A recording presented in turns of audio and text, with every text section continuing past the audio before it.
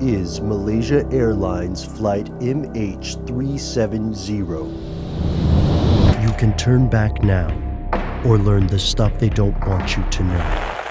Hello, welcome to the show and thank you for tuning in. That is Matt behind the camera. I'm Ben. That makes this Stuff They Don't Want You to Know. And we know where we are, and hopefully you know where you are, but right now, no one in the world knows where Malaysia Airlines Flight MH370 actually ended up. We've had a lot of people writing to us on Facebook and Twitter and YouTube comments asking us to take a closer look at this. And Matt, you and I don't usually cover events as they're still unfolding for a couple of reasons. First, there's a lot of noise in the signal. People get a lot of things wrong, and we're going to see that when we talk about some of the statements that have already been made and detracted already. Oh, or retracted rather. See, I just did it. And sometimes it can be difficult to separate the propaganda from the news. In this case, what we're dealing with could well be an immense tragedy. It already is, but we have to start with the facts, and we'll look at how these facts lend credence or lend implausibility to some of the most popular theories. So here are the facts. You probably already know a lot of this. The plane leaves Malaysia a little bit before 1 a.m. local time. It's flying to Beijing. This is a routine thing. There are 239 people on board, counting the crew. After it leaves, like within an hour or so after it leaves, it's lost. The airline, or the airport rather, doesn't get any signal from it.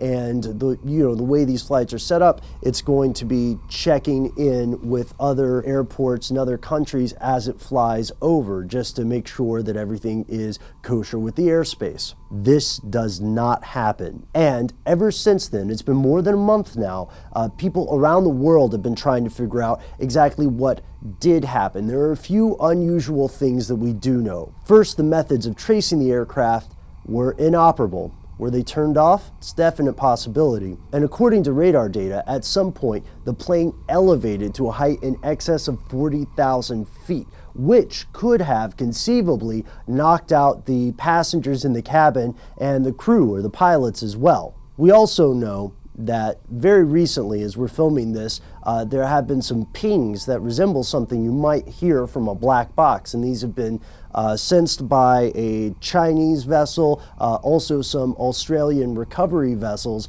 are out looking for it, most likely as Matt and I are recording this. So let's go back to the passengers, because there were some very interesting people on this flight. Originally, some people thought there might be terrorists on the flight because 2 Iranian nationals used stolen passports from Austria and Italy in order to fly via Beijing to Germany.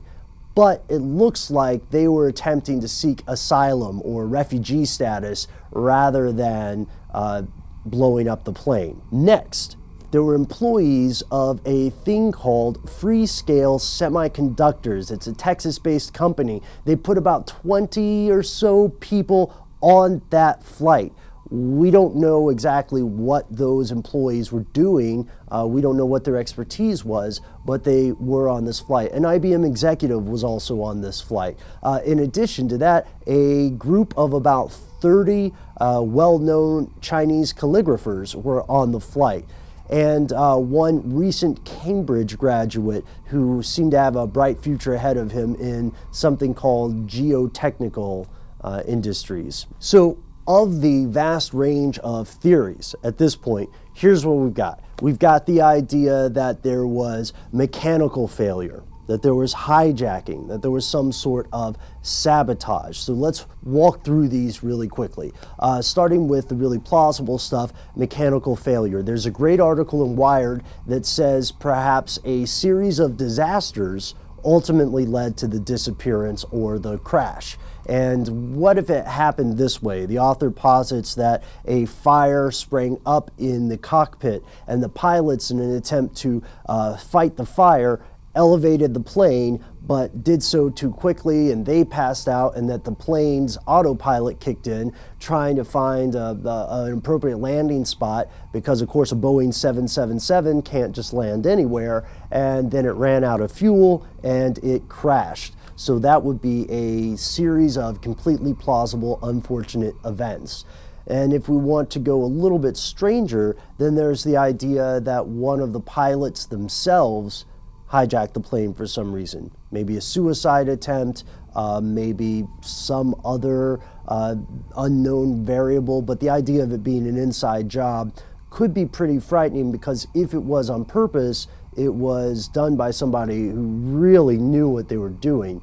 And hold on to that one, because that's going to come up later. The idea that it could be sabotaged goes back to the concept of remote control hijacking, fly-by-wire, or put a bomb on it. But putting a bomb on the plane doesn't really explain why it would have lost transmission when it did, and why, there wasn't a huge explosion seen later, essentially. So let's get a little bit more into the realm of the extraordinary here.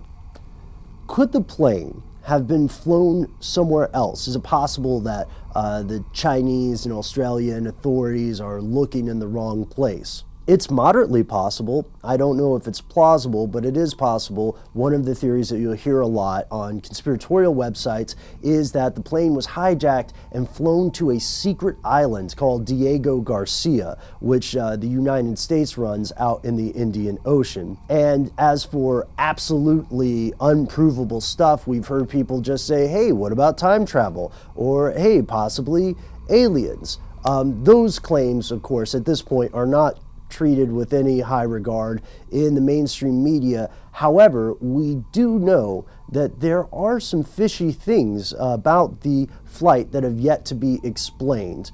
We also know that the Malaysian government recently came out and publicly announced that they believe the plane itself inevitably crashed into the Indian Ocean with no survivors. This is an enormous tragedy, especially considering that there are some people, relatives and family and friends of people on the flight who believe that their loved ones are still alive. There was a photo purporting to be released from the Indian Ocean by a member of the flight. However, that photo was later proven to be a hoax. And I almost forgot one of the other theories, that this plane has been stolen and secreted away in order to be used as part of a terrorist attack in the future. And people who are advancing this theory are naming all sorts of possible nations or countries or organizations as the future terrorists using this plane. Of course, these theories are all springing up for one big reason, which is that there are very few facts. There's a lot of speculation. A lot of the satellite technology or satellite data used to trace the plane itself remains classified. And as we always point out, in the absence of transparency, this kind of speculation is just going to grow.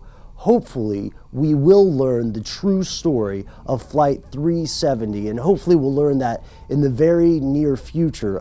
Typically, a black box that's going to be on a plane, like a Boeing 777, has a battery that lasts for about 30 days. At least that's the ballpark. Now, from what we understand, the battery on that flight was supposed to have been freshly charged, so hopefully it will last longer and still be able to send out a signal consistently enough for people to recover the plane if it has crashed. So that's just a high-level look at the most recent mysterious disappearance across the globe.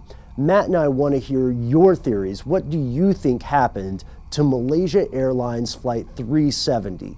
Do you think it was a crash? Do you think there was something more extraordinary at play? Like did the pilot, or if there was a hijacker, did they shadow another plane in order to escape the radar?